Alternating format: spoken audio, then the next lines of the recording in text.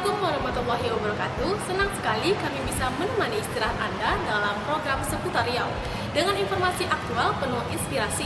Saya Mela Amelia, berikut berita selengkapnya.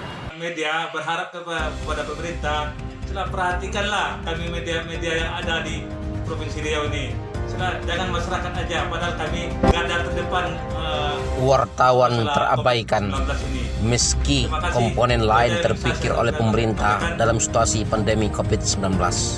Menyikapi kondisi penyebaran virus corona atau COVID-19, hari-hari ini banyak daerah yang sudah menerapkan kebijakan karantina wilayah. Kebijakan tersebut mewajibkan semua warga harus tinggal di rumah dan melakukan pekerjaan dari rumah. Anak sekolah pun sudah diliburkan. Bagi beberapa kelompok warga, kebijakan lockdown ala Indonesia tidak begitu merepotkan, terutama bagi mereka yang berstatus sebagai pegawai pemerintah atau pengusaha. Kelompok warga ini, walau di level kepegawaian rendahan sekalipun, masih memiliki harapan untuk mendapatkan tunjangan pembiayaan hidup sehari-hari, minimal dari gaji bulanan mereka. Namun bagi sebagian besar rakyat, kebijakan stay at home merupakan sesuatu yang sangat merisaukan. Karyawan atau buruh pabrik, pedagang kaki lima dan tukang ojek adalah beberapa kelompok masyarakat yang hidupnya hanya berharap dari kerja harian. Uang yang didapat hanya cukup untuk biaya hidup dari hari ke hari. Dapat uang hari ini, habis untuk biaya hari ini, kadang tidak cukup. Kondisi itu merupakan situasi yang dihadapi ratusan ribu jurnalis se-Indonesia. Kehidupan mereka juga amat memprihatinkan. Kehidupan sehari-hari dengan pendapatan yang seadanya. Wartawan Indonesia adalah salah satu kelompok rakyat yang selama ini terabaikan di negerinya. Taraf perekonomian kebanyakan para jurnalis tergolong berada di bawah garis prasejahtera, untuk tidak mengatakan garis kemiskinan. Terdapat beberapa faktor yang membuat kesejahteraan para jurnalis di tanah air ini sulit beranjak naik. Jangankan untuk menabung, pendapatan sehari-hari saja hanya cukup untuk biaya keseharian keluarganya. Jikapun ada wartawan yang sejahtera, umumnya mereka adalah pemilik media atau jurnalis yang mempunyai bisnis di luar jurnalistik. Beberapa perusahaan media yang memiliki ribuan wartawan, sebutlah sekelas Kompas sebagai contoh, dapat memberikan penghasilan yang hampir memadai bagi wartawannya. Perusahaan media nasional itu memiliki beberapa jaringan bisnis non-jurnalistik seperti properti, perhotelan, hingga perkebunan dan pertambangan. Hal tersebut menjadi Kompas dapat bertahan di tengah gelombang dahsyatnya kemajuan media online yang tidak dapat dimonopoli oleh media tertentu. Walaupun begitu, pola pemberian gaji bagi para wartawan media nasional sebesar Kompas tidaklah sama alias tidak merata bagi ribuan wartawannya. Kinerja sang wartawan amat menentukan penghasilan bersangkutan dengan kebijakan media. Jika kondisi kalangan jurnalis yang bekerja di media-media besar mempunyai jaringan bisnis beromset miliaran rupiah atau triliun, masih cukup memprihatinkan.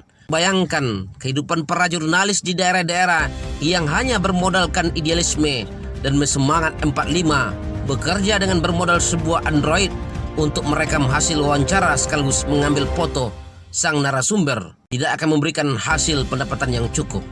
Akibatnya, di saat-saat genting masa karantina seperti sekarang, kalangan jurnalis merupakan kelompok rakyat yang amat rapuh dari sisi ekonomi.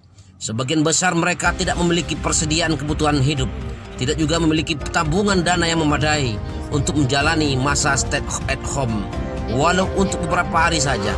Jika sang wartawan memiliki keluarga dengan jumlah anak yang cukup banyak, semisal 3 atau 4 orang, tentunya menjadi beban yang sangat berat baginya. Wartawan tidak akan pernah berputus asa, apalagi mengeluh, terlebih lagi mengemis kepada siapapun. Idealisme seorang wartawan yang selalu siap untuk hidup menderita merupakan pegangan utama bagi mereka. Jangan pernah berharap bahwa wartawan akan datang ke pemerintah, baik pusat maupun daerah, untuk sekedar meminta bantuan. Para jurnalis sejati akan bergerak untuk menggalang kekuatan dalam mengatasi masalah yang dihadapi masyarakat. Wartawan hanya lantang suara ketika memperjuangkan rakyat, tetapi diam 1000 bahasa jika bicara soal nasib hidupnya sendiri. Walaupun wartawan diam, janganlah beranggapan mereka kuat dan mampu bertahan tanpa makan minum. Wartawan tetaplah manusia. Mereka butuh asupan makanan untuk tetap bisa hidup. Mereka juga butuh menghidupi anak istrinya sebagai bagian dari tanggung jawab kemanusiaan dan kemanusiaannya di keluarganya.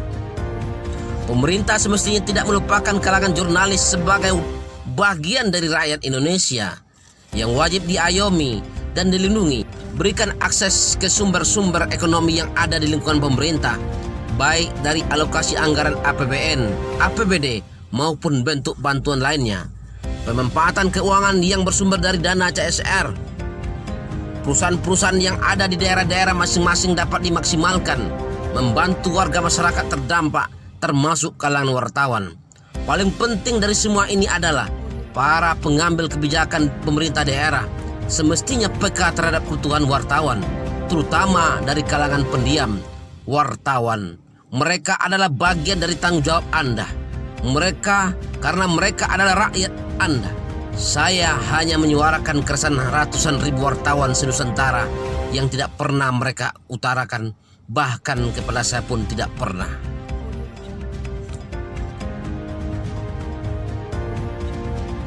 Para jurnalis sejati akan bergerak untuk menggalang kekuatan dalam mengatasi masalah yang dihadapi masyarakat. Wartawan hanya lantang suara ketika memperjuangkan rakyat, tetapi diam seribu bahasa jika bicara soal nasib hidupnya sendiri.